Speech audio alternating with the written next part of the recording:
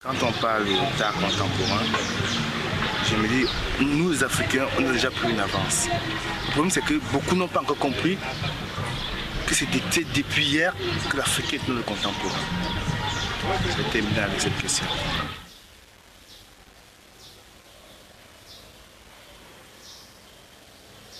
Je suis frappé quant à moi de l'effervescence culturelle qui s'est emparée de notre continent. Est-elle annonciatrice d'une grande révolution?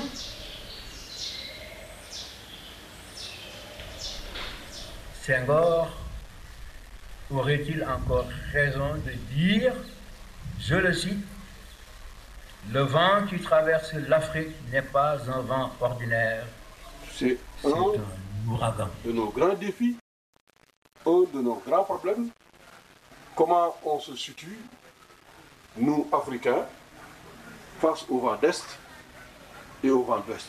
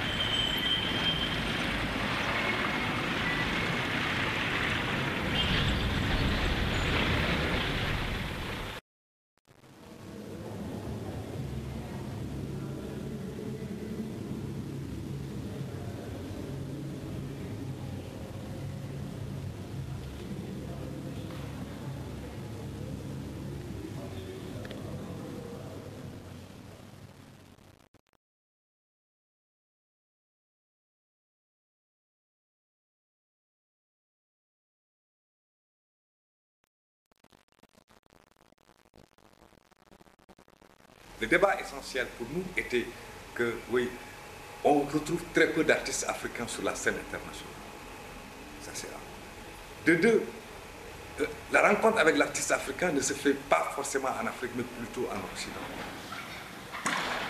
De trois, le discours sur la création africaine contemporaine, sur les artistes africains, il est davantage tenu par des professionnels occidentaux et très peu par des professionnels africains qui devraient pourtant avoir leur mot à dire, étant entendu que la réalité dakaroise n'est pas la même réalité que celle de Johannesburg ou de Cape Town ou de Harare, pas forcément, mais que ce soit également en Afrique des lieux de validation ou un lieu de validation qui se crée et qui permettent aux professionnels de venir à la rencontre de ces réalités-là.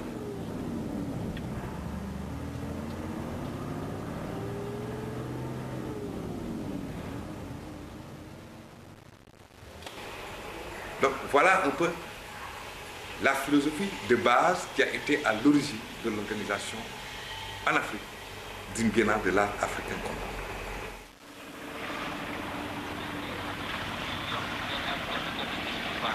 waaye nag mun na tane bu fekkee ni sol nga ay lunettes concave wala lentille cornéenne lii la ñuy andiloon tey ci seen rubrique lu jar a xam. xibaaru caada.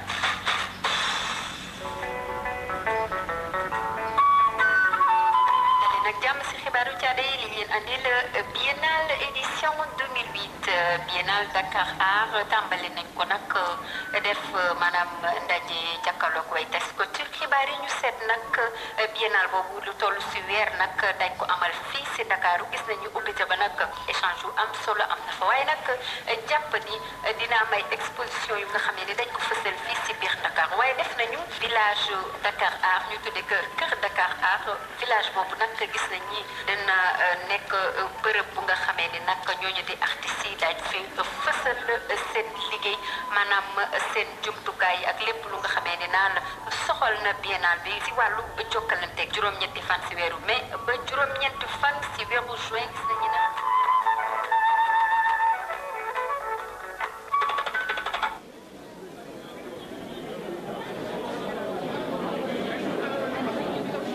Ce qualificatif de contemporain est problématique parce que il a été forgé par des acteurs culturels, mais forgé dans un espace qui n'est pas l'espace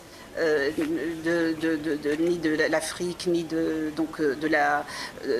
Maghreb, ni même du monde arabe, et qui est un concept qui a été forgé pour être en rupture avec des mouvements artistiques qui ont eu lieu en Occident, avec, disons, le mouvement de la modernité. Si on prend contemporain dans son sens étymologique, c'est donc être avec son temps. Alors, qu'est-ce que cela pourrait dire, effectivement, pour nous, être avec son temps? Tu vas dans la rue, la seule chose que tu verras de l'Afrique, c'est les gens. Tout le reste nous vient d'ailleurs, tu vois. Les habits sont importés, le mobile téléphone, le riz, tu vois, tout est importé, les technologies, tout est importé. L'Afrique ne crée pas, l'Afrique consomme.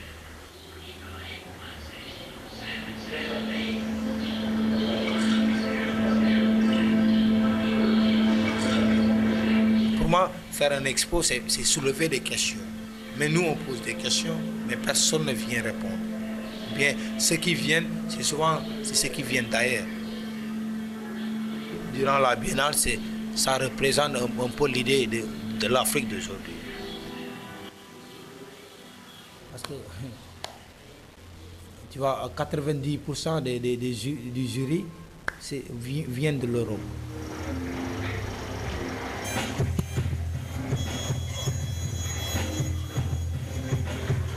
We have to look at modernity and postmodernity as ideas that everyone can appropriate and shape it in his own or her own image.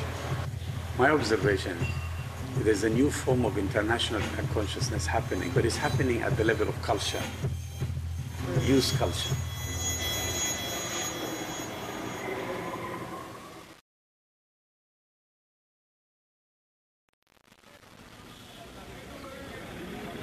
Often the idea of Africa is also is also defined by diasporic intellectuals.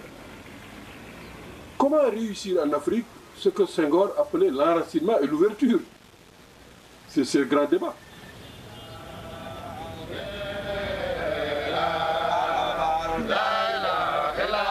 Je crois que là, si quelqu'un me dit ton œuvre sans l'Africain, mais ça, je ne peux rien. Tous les peuples ont un background culturel. Et je crois que ce n'est pas forcément que tu l'insères, mais c'est parce que de façon inconsciente, ça sort sur la toile.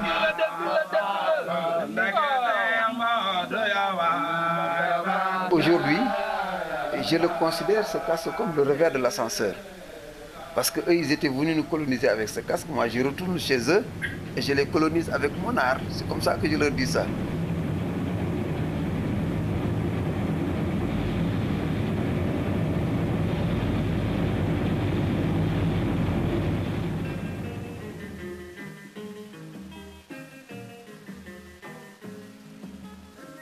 Senghor avait déjà fait un travail extraordinaire pour faire connaître le travail des artistes. À travers, il a accompagné l'école de Dakar, il a créé ce qu'on appelle Moudra Afrique, parler de danse contemporaine. Moi, je pense que les artistes africains ont intérêt à conserver notre patrimoine. C'est très très important parce que, comme le disait le sociologue Gora Mbodj, professeur à l'université de Saint-Louis, pour aller vers la mondialité, il faut y aller avec une calebasse pleine en tant qu'Afrique. Il y a même notre guide religieux Serigne Touba qui l'a écrit dans un de ses poèmes en disant que celui qui laisse ce dont il est certain pour croire ce que disent de lui les autres, celui-là est un somnambule. Tu dois cultiver ton champ, tu cultives d'abord sous tes pieds pour ensuite aller plus loin. Donc nous, notre culture, c'est une bonne base pour conquérir le monde. Parce que sans notre culture, tout ce qu'on va proposer au monde, le monde européen ou américain, le monde du G8, il l'a déjà.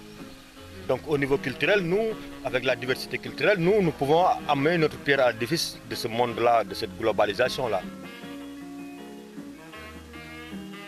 En Afrique, il y a un seul grand événement artistique et c'est la Biennale de Dakar. C'est la seule en Afrique. Et nous, on a la chance que cette Biennale-là se tienne ici.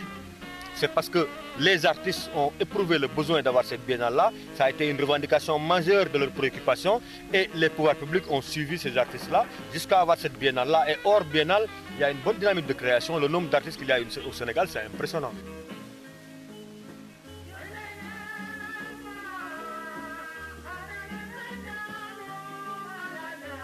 Il y a même maintenant de plus en plus des artistes étrangers qui viennent s'installer ici, comme le jeune burkinabé Saïd Diko. Il est proposé de s'installer au Sénégal pour se faire connaître. S'il était resté au Burkina, on ne le connaîtrait pas.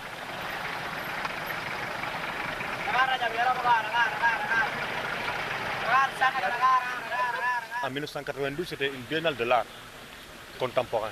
C'était ouvert. Il y avait des Américains, des Suisses, des gens d'Europe, de partout qui étaient là présents. Et on avait vu qu'ils avaient fait plein de trucs off comme ça, en même temps que l'Expo international. Donc on avait remarqué qu'eux, ils avaient plus de moyens que nous. Donc eux, ils faisaient que les artistes africains n'étaient pas visibles. Et donc après 92, on a pensé faire une biennale de l'art africain contemporain, pour mieux nous organiser et pour mieux nous présenter à la face du monde. Et depuis, ce concept a continué. Mais pour moi, c'est un concept qui est passé.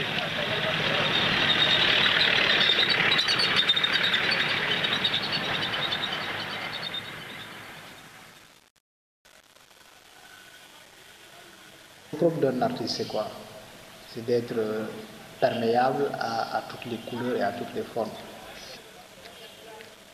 Je vis en Allemagne depuis 10 ans. Après mes études, c'était prévu que je retourne. C'est là que malheureusement les hostilités ont commencé chez moi en Côte d'Ivoire. Donc,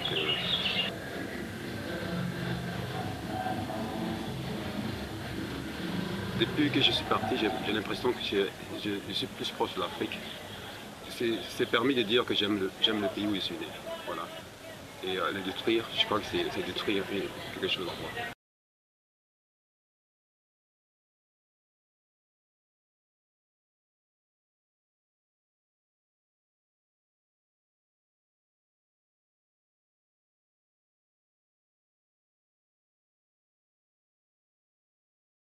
Parce que la renaissance viendra d'où? Elle viendra d'ici, mais elle viendra d'ailleurs aussi.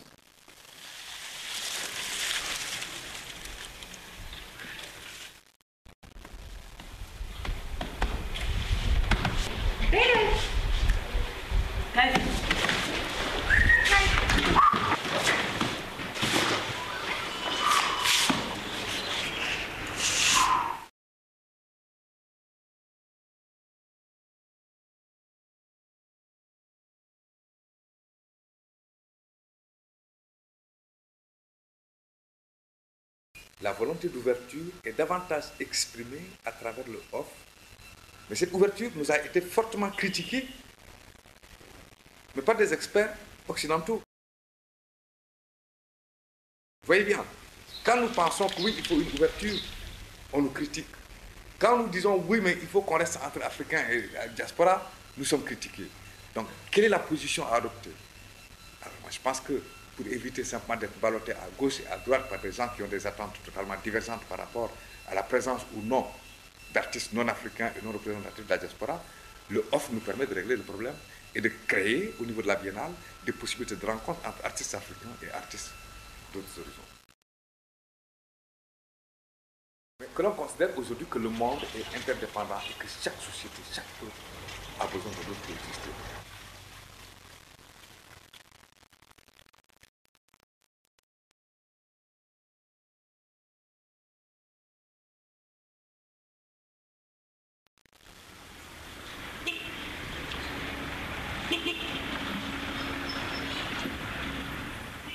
Many biennales now try to do integration with the city. If you come in and you do some large projects, then that balance is disturbed, and sometimes certain things become quite visible. So the idea is to try and provide something locally. So we try to use the idea of storing electricity as a kind of metaphor for sharing resources, right? And then use that energy to play back, to basically to be autonomous example, when they demanded an Indian movie, we didn't have to go very far. It was in the next shop. So the resources can be there. There's been a history of Bollywood films being distributed here in the 70s. And there were plenty of cinemas here under Leopold Senghor. There were cultural spaces. There is no infrastructure to screen a film unless you take electricity from this guy and you put up a screen here.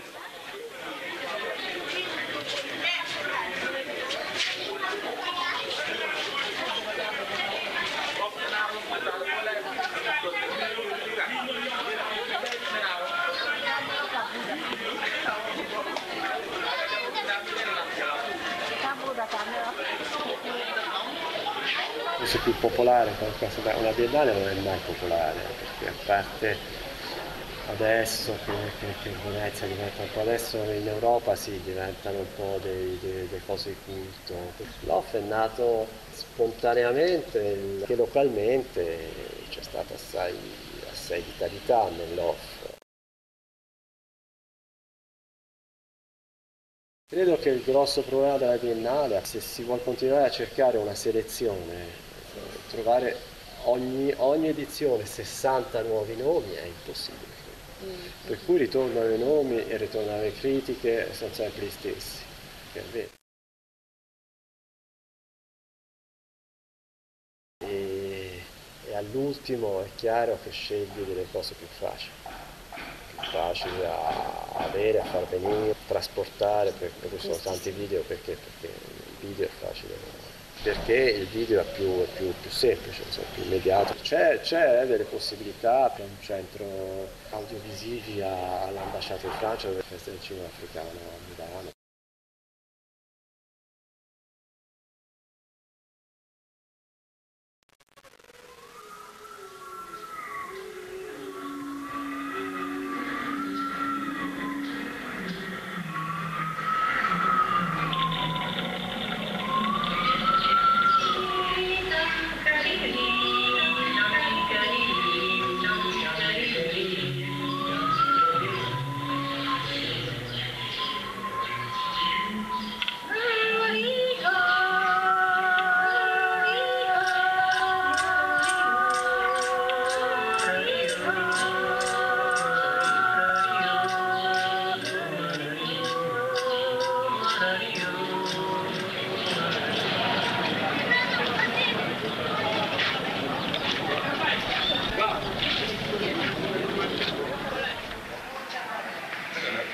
La Biennale permet un peu de faire un tic dans la conscience des gens, quoi.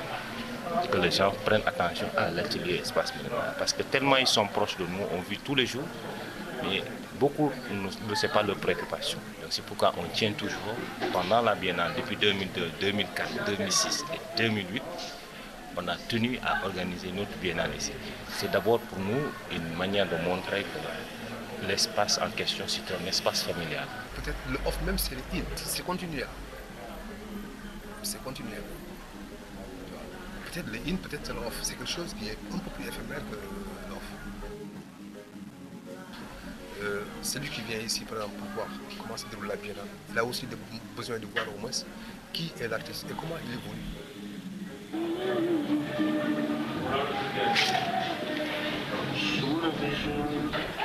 Et quand j'ai reçu le programme de la Biennale, j'ai calculé le nombre de sélectionnés. J'ai vu que 4 peintures sélectionnées, 4 peintres sélectionnés, 4 sculpteurs sélectionnés, 15 vidéos sélectionnées.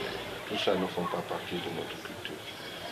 Moi, en tant qu'artiste, je déplore réellement cette forme d'expression-là qu'on considère une expression artistique. On ne peut pas confondre galerie électroménagère et galerie d'œuvres d'art. Il faut rendre César à ce qui appartient à César. César a hérité.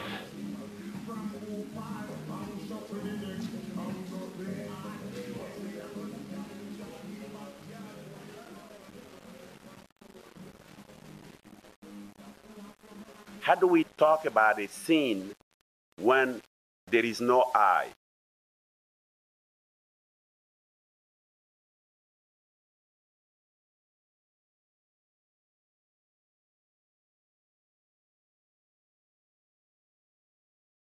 Comme disait un chauffeur de taxi, il disait les musées c'est la mosquée des Blancs. Tu vois? Donc c'est pas dans le tissu conjonctif des populations d'aller vers les musées ou bien dans les expos off parce que c'est plus accessible. Tu vois, le musée c'est près de l'Assemblée nationale, c'est pas loin de la présidence de la République. Donc les gens ils sont pas très habitués et très sincèrement quoi qu'on dise, l'art c'est une affaire d'élite quoi. Le travail de Mansour Sy, il a dit que c'était destiné à être dans une place publique. Mais finalement, pour des problèmes de sécurité, les gens ils ont dit que c'est là. Le continent africain a été partagé à Berlin il y a 200 ans, 1884-85, la fameuse conférence de Berlin. Et Senghor appelait ça la balkanisation de l'Afrique. Et moi, j'appelle ça la déberlinisation parce qu'elle s'inscrit dans le nouveau processus de la renaissance de l'art africain. Il faut venir avec des nouvelles formes de communication visuelle. Tu le déposes sur les places publiques, le marché Sandaga, le marché Tilène, la place de l'indépendance pour inviter les Africains au débat. Parce que vous savez qu'on est presque 60% d'analphabètes, les gens qui ne connaissent pas. Mais les œuvres d'art, l'art, c'est le seul langage qui n'a pas besoin d'être traduit. Parce que je sais que l'Europe est allée trop loin. Ils travaillent l'art pour l'art. Mais moi, je ne fais plus l'art pour l'art. Je ne peux pas le faire, moi. Je fais un art conscient.